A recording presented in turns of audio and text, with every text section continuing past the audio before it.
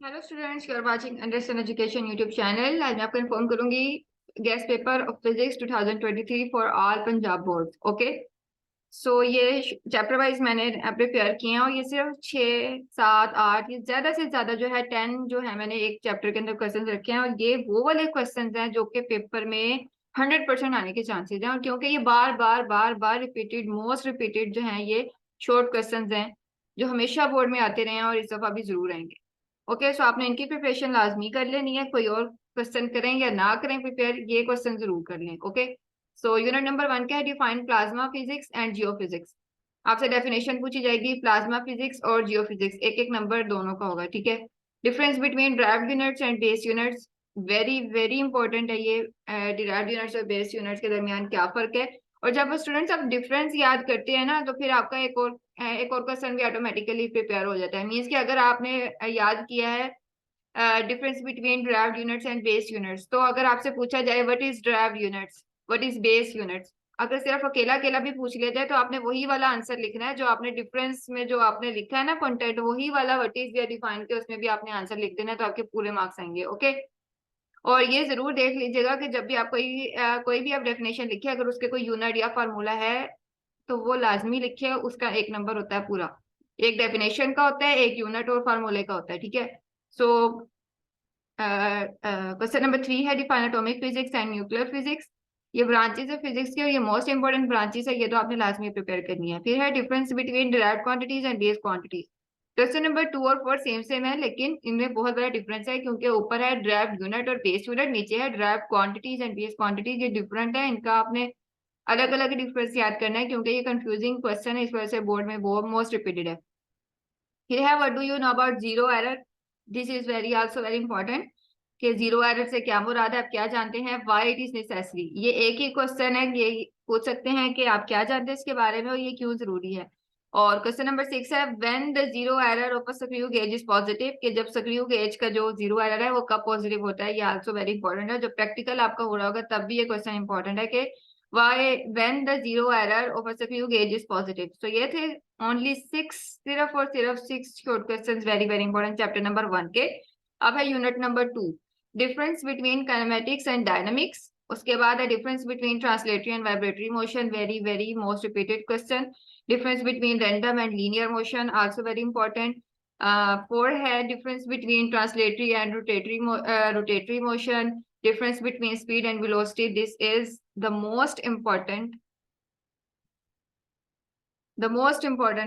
short question, difference between speed and velocity। फिर उसके बाद है define motion, also very important types of motion। then difference between scalar and vector, ये तो board का very very repeated है, बस जिसको कहते हैं ना मोस्ट इंपॉर्टेंट, मैंने आपको लिस्ट डाउन कर दी है, इनकी आपने प्रिपरेशन कर लेनी है। Difference between distance and displacement. Then हमारे पास आगे आते हैं यूनिट नंबर 3। यूनिट नंबर 3 में देखा जाए तो क्वेश्चन नंबर 1 है define momentum, right mathematical formula and the unit. ये 2 मार्क्स का होगा, वेरी इंपॉर्टेंट है। आपने मोमेंटम की पहले डेफिनेशन लिखनी है, फिर उसका फार्मूला लिखना है और उसका ऐसा यूनिट लिखना है। और ये आपके एमसीक्यू में भी आ सकता है कि मोमेंटम का फार्मूला कौन सा है। 4 ऑप्शन दिए होंगे, उसमें से आपने एक सिलेक्ट करना होगा। ऐसा यूनिट कौन से 4 ऑप्शन दिए होंगे, आपने एक सिलेक्ट करना होगा। या आपको ऐसा यूनिट दे दिया जाएगा, आपको पूछा जाएगा कि ये किस डेफिनेशन का, किस चीज का जो है ये ऐसा यूनिट है। Okay, so define inertia, law of inertia, also very important, कहने की जरूरत नहीं है। ये आपसे पूछा जाएगा इनर्शिया की तारीफ करे या आपसे पूछा जाएगा इनर्शिया के कानून की तारीफ करे, law of inertia. Okay, so state Newton second law of motion. Newton के 3 कानून है, तीनों के तीनों आपको आने चाहिए, लेकिन सेकंड और थर्ड मोस्ट इंपॉर्टेंट है। Prove F is equal to M A, this is also very important. Question number 4। Then question number 5 है difference between mass and weight, mass और वेट के दरमियान डिफरेंस लिखें। State and explain Newton third law of motion. Question number 7 है how much force is needed to prevent a body of mass 10 kg from falling. And question number 8 है define force, give its unit, ताकत क्या है और आपने उसका unit लिखना है। उसके बाद है क्वेश्चन नंबर 9 डिफाइन फ्रिक्शन। और क्वेश्चन नंबर 10 है difference between centripetal and centrifugal force, this is also very important. तो कहने की जरूरत नहीं है हर क्वेश्चन के ऊपर, ये वेरी इंपॉर्टेंट है, ये वाकई वेरी इंपॉर्टेंट है। सो चैप्टर नंबर 4 है define rigid body, then difference between axis of rotation and momentum, state second condition of equilibrium, give its mathematical formula।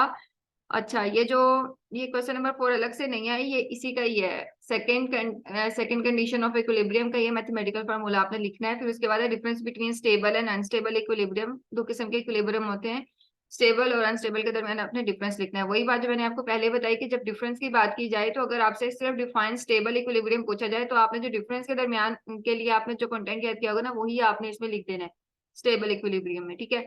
So define dark and coupled, define neutral equilibrium, define like and unlike parallel forces. Unit number 5, define law of gravitation. Give the value and unit of G in the gravitational constant. Define force of gravity. What are satellite? Satellite क्या होते हैं? What is geostationary satellite? और geostationary satellite क्या होते हैं? ठीक है. Write the formula of orbital speed of artificial satellite. Artificial satellite के orbital speed का जो है आपने formula लिखना है सिर्फ. फिर उसके बाद है write formula to find the mass of Earth. अर्थ का जो मैस है उसको फाइंड करने के लिए जो फार्मूला होता है, ये सिर्फ इतना छोटा सा फार्मूला होता है और 2 मार्क्स के अंदर आ जाता है। So write the relation between gravitational and Newton third law of motion. आपने रिलेशनशिप बताना है कि जो न्यूटन का तीसरा कानून है मोशन का और जो ग्रेविटेशनल है उसके दरमियान क्या रिलेशनशिप है। लास्ट है व्हाट इज ग्रेविटेशनल फील्ड। जो ग्रेविटेशनल फील्ड होती है वो क्या होती है, उसके बारे में आपने लिखना है। सो unit number 6, define work and energy, right the units. Work और एनर्जी की आपने डेफिनेशन लिखनी है और उनके यूनिट्स बताने हैं। फिर है define kinetic energy and its formula. Potential energy और काइनेटिक एनर्जी तो वेरी वेरी इंपॉर्टेंट है, इनके तो आपने करना ही है। Difference between mechanical and sound energy, difference between nuclear and chemical energy, define fission reaction, define SI unit of work and energy, define energy and its sources. Energy क्या है और आपने उसके सोर्सेज बताने। सोर्सेज का मतलब होता है उनको कहाँ कहाँ से हासिल किया जा सकता है, जराए, ठीक है। Define power formula and unit, आपने इसका लिखना है पावर क्या होती है और फिर आपने बता रहा है कि इसका फार्मूला क्या होता है, यूनिट क्या होता है। Explain math energy equation, also very important. So unit number 7 है what is SI unit. What is SI unit of pressure, question number 2 है। क्वेश्चन नंबर 1 है what is mean by plasma state of matter. तो question number 3 है what is atmospheric pressure, describe some properties of plasma. 5 है what is Hooke's law, Hooke's law also very important. What is mean bye elastic limit, elastic limit क्या होती है। और Young's modulus and mathematical form, आपने बताना है कि Young's modulus क्या होता है और उसकी मैथमेटिकल फॉर्म बतानी है। सिर्फ फार्मूला लिखना है, 2 मार्क्स आपके complete. Difference between stress and strain, state Archimedes principle, also very important. ये 2 क्वेश्चंस है। क्वेश्चन नंबर 8 है difference between stress and strain अलग है, और ये क्वेश्चन नंबर 9 है state Archimedes principal.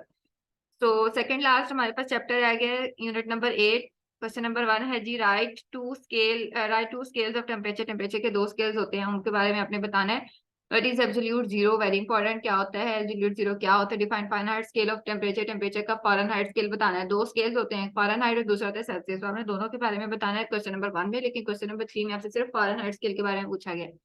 So question number 4 है define specific heat, question number 5 define vaporization, question number 6 what is mean by evaporation। तो आपने ये देखना है कि वेपोराइजेशन और एवापोरेशन के अंदर डिफरेंस है, तो इसीलिए अलग अलग क्वेश्चन है, इनका आपस में मिक्स नहीं करना आपने इसका आंसर, ठीक है।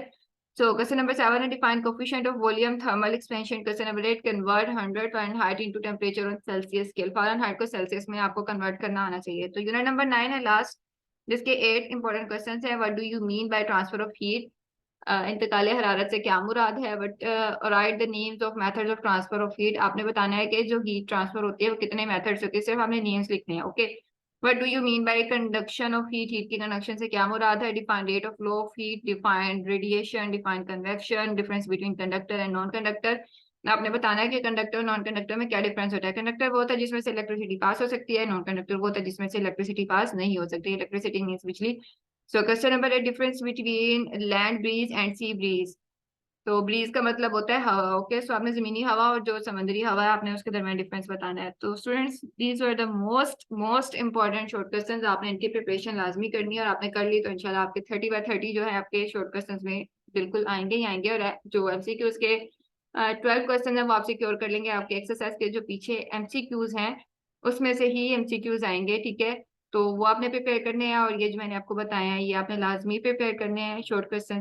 तो इस तरीके से आपके शॉर्ट क्वेश्चंस और ऑब्जेक्टिव पार्ट कंप्लीट हो जाएगा, okay. So paper pairing skill की वीडियो लेक्चर में पहले ही अपलोड कर चुके हैं, वो देख लीजिएगा। सो वीडियो अच्छी लगे तो शेयर करें, चैनल को सब्सक्राइब करें ताकि आपको मजीद ऐसी इंफॉर्मेशनल वीडियो जो है आप गेट कर सके, ओके। सो चैनल सब्सक्राइब करें और बेल आइकन प्रेस करें ताकि हर लेटेस्ट वीडियो का नोटिफिकेशन आपको मिल जाए, ओके। अल्लाह हाफिज।